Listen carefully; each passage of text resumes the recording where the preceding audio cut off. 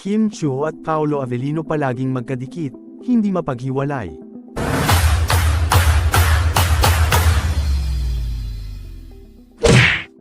Talagang kinarir ng magkatambal na sina Paolo Avellino at Kim Chiu ang kanilang pagpapakilig sa social media at sa kanilang mga tagahanga.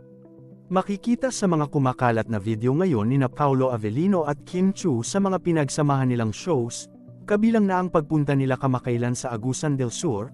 Makikitang palagi silang magkatabi mula sa eroplano, sa van at kahit sa train. Dahil dito, lalong naghinala ang kanilang mga fans na nagkakamabutihan na talaga ang dalawa. Napapansin rin ng maraming mga netizens ang mga kilos ni Paolo Avellino na tanging kay Kim Chiu lamang niya ipinakita. Hindi rin napigilan ng ilang mga netizens na pagkumparahin ang touring ngayon ni Paolo Avellino kay Kim Chiu sa mga dating naka-love team kabilang na ang nalingkri noon kay Paolo Avellino na si Janine Gutierrez. Ngayon ay kapansin-pansin na sinasabayan ni Paolo Avellino ang kakulaitan ni Kim Chiu, kasabay ng pagiging gentleman nito sa aktres. Bagamat ginagawa naman umano ito ng aktres kay Janine Gutierrez noon nasa ibang level na umano ito ngayong si Kim Chiu na ang kanyang katambal. Dahil dito, lalong naghinala ang maraming mga netizens na may kat-anji tanging naramdaman si Paolo Avellino kay Kim Chiu.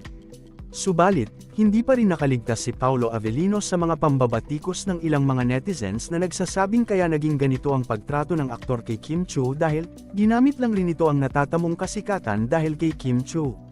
Ayon pa sa ilang mga netizens, sinasabayan lamang ni Paolo Avellino ang mga trip ni Kim Chiu dahil aminado naman umano siya na hindi niya matatamo ang kanyang kasikatan ngayon kung hindi dahil sa aktres.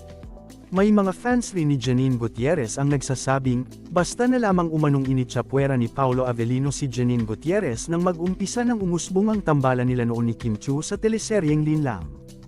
May mga nagsasabi pang tila may katotohanan umano ang mga sinasabi ni Sian Lim na si Kim Chiu ang nag-initiate ng kanilang hiwalayan at ginamit ang kanyang pananahimik para kawan ng mga netizens.